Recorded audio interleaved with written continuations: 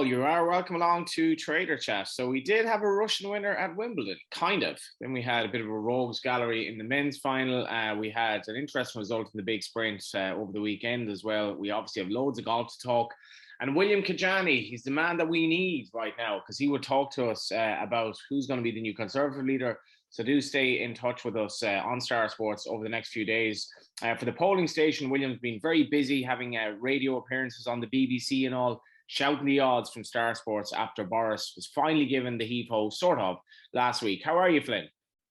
I'm very good. We've actually just come in from the trading room, which is just through there. I'm currently in one of the side offices at the moment. We've just come in from watching William Kajani on GB News. So wow. He had a couple of minute segment answering questions from Beverly on the telly. So he's just spreading the Star Sports bookmaker odds and where the punters' money's been going, and we'll be talking about the next Tory leader. I think we'll probably close with that and start with a bit of Wimbledon. But yeah, Will's been everywhere, and it's been a pretty action-packed week. Away from the spaces that we normally see the waves of money and action, it's usually racing, football. Whereas this week, obviously, we do have football with the women's Euros, but this week's been mainly golf, tennis, and then a bit of politics as well.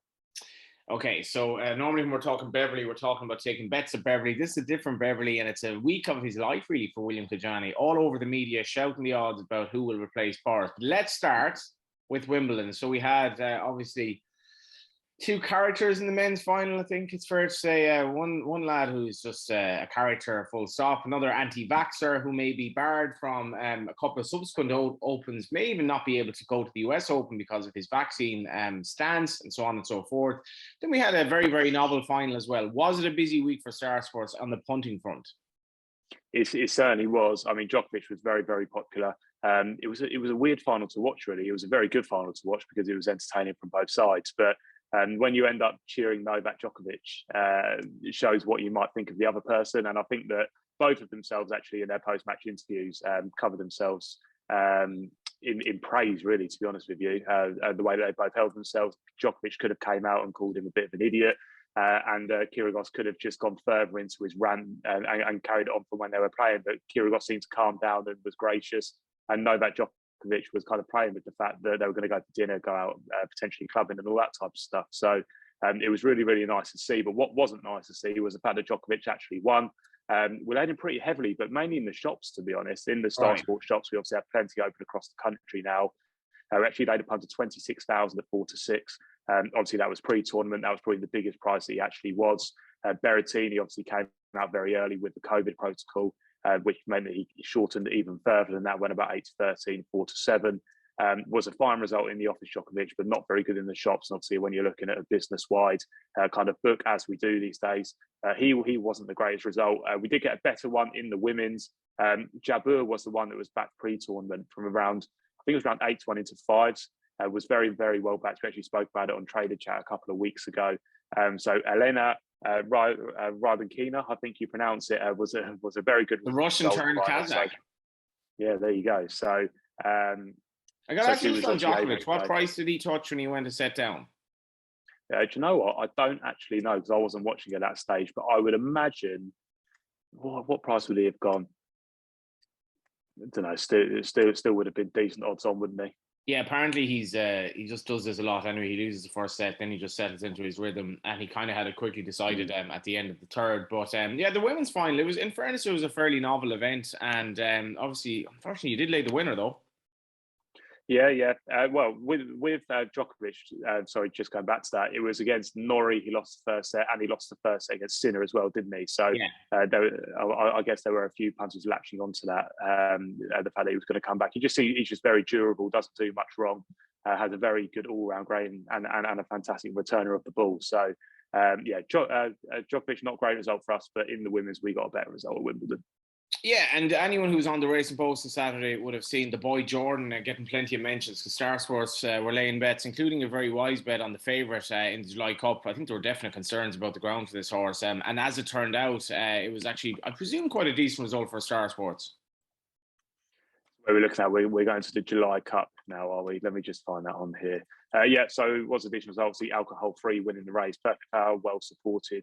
It's 9-4. Ran a bit of a weird race, Perfect Power, didn't it, for Christoph Simeon? Was really, really Not the best result for Perfect Power backers at all. Well, in Alcohol fairness to free Sumion, started to roll back the years. well, Sumion said after Ascot that the horse wasn't handling the ground, and like it was going to be. I mean, we're in the middle of a heat wave here, so whatever they did, Newmark was going to be fast ground. So at 9-4, now I would have fancied Creative Force. It was out of the places, but there you go. So 14-1 winner. You're going to lay a little bit of Naval Crown and Notorious each way, but I presume you made money on the race. Yeah, we did. To be honest, on the racing at the weekend, even though the York results were terrible, we actually did all right across all fronts on the racing. Just talking York, we've obviously bought pitch 10 on the rails at York. Lofty and Ed went up on the Friday and the Saturday. I think I'll be over there for the E-ball. We won very, very small on the pitch after X's. I guess when you look at the results, I mean, let's have a quick look at the Friday here in terms of results and prices. Winners 7-2, 9-4, 3-1, 6-5, 7-4, 4-1, 13-8. And then on the Saturday, it got a little bit better, but not too much better. 4-1, 10-11, 100-30, 6-1, 5-1 joint favourite, 11-4 joint favourite, and then 11-1 to finish you off on John Smith's day. So pretty tough results for us on the track at York. But to be honest, in the office across the card, we were pretty happy with how it went. When you look at the Ascot card, there were some decent price winners there. No favourites actually going in at Ascot at all across the card on Saturday. And then looking at Chester as well, there was a few favourites in the middle of the card, but the rest wasn't too bad. So we were pretty happy with how it went on the racing front. But like I say, a lot of the action was across the other sports as opposed to racing, even though it was Super Saturday. Do you have a concern about crowds? I see it was reported in the Racing Post again. Sign of the times, crowds dropped at 5 to 6 tracks, significantly down for Eclipse Day. And it is a sign of the times in terms of its post-pandemic, and a lot of people are struggling for money at the moment. Yeah, exactly. I mean, there has to be a concern across the board in regards to crowds. But, I mean, we're in a cost of living crisis, aren't we? It's not a cheap day, a day at the races. And when you think of tickets, travel, you tend to be drinking. So drink, bets. So it is a very expensive day. It's not a football ticket for 50, 60, even 100 quid. You can easily do that at the races before you've even got there. Do you know what I mean? So it is a very, very expensive day, and the kind of situation we're in. What was positive for us, I think, was when they showed those stats in the Racing Post, obviously just buying a pitch for a decent amount of money at York. Their percentage was, I know Salisbury had an increase on Saturday, but everyone else dropped off a fair amount, and York just dropped off a few percent from last year. Still had the biggest attendance compared to the other meetings. So that's encouraging, considering we've literally just bought a pitch there. So hopefully people are still turning up to York and come and see us on track. And it's just whether some punters, some decent punters are forced to come a bet on race courses because of the incoming affordability checks and the social responsible gambling guidelines and all that type of stuff, and whether people are driven to the racetrack for that. I know you won't get sheer numbers, but you might get decent amounts of cash in the betting ring, which is always a good thing to see. So I'm not too sure, really. I mean, it obviously is concerning, but I don't think it's unsurprising in the situation that the country is currently in. Yeah, it's fair enough. I think it's a similar situation in Ireland. Let's talk golf now. So Xander Schauffele wins the Scottish Open, wins by one shot, which is going to lead us up nicely to the Open this weekend. Obviously, he survived, finishes up 7 under. How did this go? And obviously, we're building up now for one of the big events of the year. So we laid a very, very big bet on Xander Schauffele before the final round at 4 to 5. So that kind of dwarfed the pre-tournament book. It was a bet just shy of 300 grand. So very big bet on Xander Schauffele.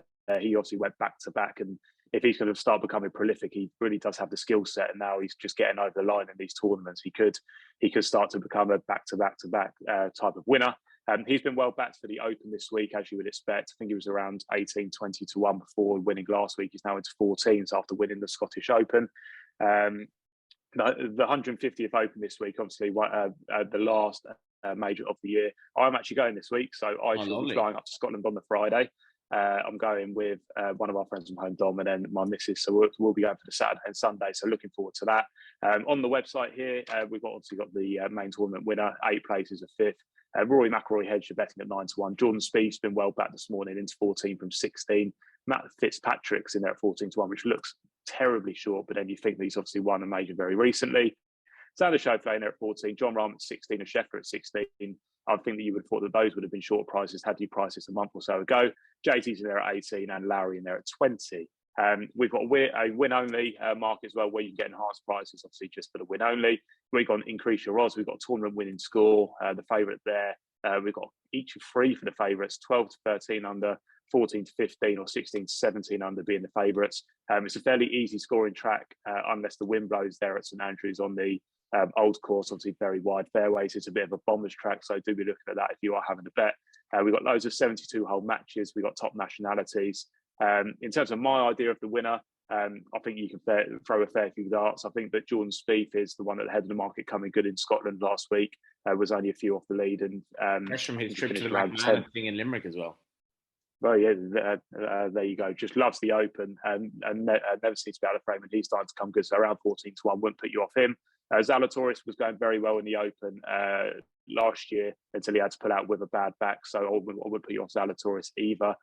And probably Tony Finau as well at a bigger price. Loves it at the Open. He's 40 to 1. With those wide fairways, bit of a bomber's track, can lag putt his way around. I think that Tony Finau is a decent bet, and I'd probably want to be taken on Schauffele at 14 to 1. I'd want to be taken on McIlroy at 9s. McIlroy doesn't have to show much to go so short in these events. He can just show a little bit, and then suddenly he's into a single figure price. Whereas some of the others will show just as much and will stay at big price. Will Zalatoris at 22s, for example, you can't keep him out of the frame in majors at the moment, and these are over double the price of McIlroy. So those would be the ones that I'll be looking at. We've got loads of specials on site for the Open as well. I've obviously just mentioned a couple, but any player to shoot under 60 is 25 to 1. A wire-to-wire winner is 25 to 1. A tournament winner to birdie the 72nd hole is 2 to 1. So there's loads of different markets to get stuck into there. And in terms of an offer for the Open, Johnny, sorry, I know I've rambled on a bit here, but for an offer for the 150th Open, we've got our Miss the Cut offer, so get your money back as a free bet up to 50 quid if your player misses the cut at the 150th Open. And obviously it's a massive field, so do get stuck in to the offer for the 150th Open this week. Yeah, that's a concession that makes a big difference. You could have a bad start and then you have a few quid to play around with in another sport at the weekend, such as Formula 1. And getting to Formula 1 now, obviously Bernie Ecclestone is shall we say, in the news, but there was a victory for Leclerc as well in the Austrian Grand Prix. And I guess Formula 1 betting is quite lively at the moment after Drive to Survive and so on. It certainly is. It seems to just be gathering more momentum as we go on the Formula 1 at the moment. So at the weekend, we had the Austrian Grand Prix. Was a good Grand Prix to watch. Leclerc managed to get the job done despite some late pedal issues. So I'm just trying to get the latest betting up here so I can give you a bit of a show. But he's proving more and more popular. They're going to France next in the Formula 1. In terms of the outright, so Verstappen is still in the lead, obviously, for the outrights. He is a 2 to 7 shot. Charles Leclerc is in there at 3 to 1. Then you're 40 to 1 Lewis Hamilton, 50 George Russell, and then 40 also in there is Carlos Sainz. Sorry, the lights have just gone off in here. Let me just get the lights back on. That's all right. Just try and wave them on. There we go. We're back. Beautiful. Carlos Sainz just doesn't quite look a winner for Ferrari. He's always there or thereabouts, but doesn't quite get over the line, as proved when he also had an engine issue at the weekend. So that's where you're at in terms of the Driver Championship coming up for the Formula 1. Do have a look at that. Jordan builds loads of specials each week, and the bets do seem to be rising in terms of numbers week on week. So do have a look at the Formula 1 offering we have. It's not just the Grand Prix winner, faster qualifier and all that type of stuff. We do have lots of other specials to get stuck into. So do take a look at that before the Grand Prix coming up next week. Yeah, so let's finish on the next Conservative leader. I think it's fair to say Star Sports is absolutely miles clear in terms of its competitors on political betting. It has a blog pretty much every week. The polling station at Paul Krishnamurti, Neil Channing, himself and Neil Kijani. So we've been discussing Boris Johnson's car crash and slow motion departure for the last several months now. And it's mad to think that like a week or two ago it was 5 or 6 to 1 the Fields to replace his Conservative leader. It's now 13 to 8 Rishi Sunak. Penny Mordaunt, who Paul actually put up at about 14s a couple of months ago, second in at 7 to 2. Liz Truss 4 to 1, which gives you an idea of the quality of the field, it has to be said. You've some other characters here like the great Priti Patel at 40s, the greater Jacob Rees-Mogg at 80s. But yeah, Rishi Sunak putting his hat in the proverbial ring at 13 to 8. Is he value though, Flynn? I don't think so. I mean, I don't know a huge amount about politics, to be honest, so I won't pretend that I do, but just in terms of who we've laid and at what prices, Rishi Sunak's obviously been very well backed into 13 to 8. It was as big as 12 to 1 at the end of May. So a couple of months ago, it was as big as 12s. 5 to 1 just 4 days ago, when you're talking about being 5 to field, he was 5 to 1. Ben Wallace was obviously in there around 5 to 2. He ruled himself out as a surprise to many, but he obviously wants to keep his defence secretary role. So now 13 to 8, and would be the worst result in the book is Rishi Sunak. The other one, which we've seen go the other way, is Nadeem Zahawi. We saw some warm money for him at 16s, but that was months and months and months ago. But since he's had his whole tax issues come out and be published in the papers, he's gone the other way. He's now up to 28 to 1. Just going to see if I can find some other losers in the book. Suel Braverman. There's plenty of losers in the book, I can guarantee you that. There you go. Suella Braverman is another loser in the book, who's out to 40 to 1 now. We've laid a fair bit at 25. And Priti Patel was backed last night. We were 80 to 1, and Priti Patel was backed. We went 33, we're now 40. So those would be the three that we won't want at the moment, but it's mainly Rishi Sunak.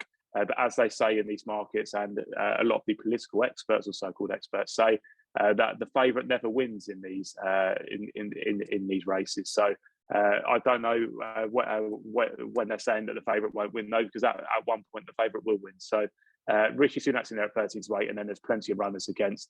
We haven't laid much of Liz Truss, who's in there at 4 to 1, who's strengthened the last couple of days after her showing her support.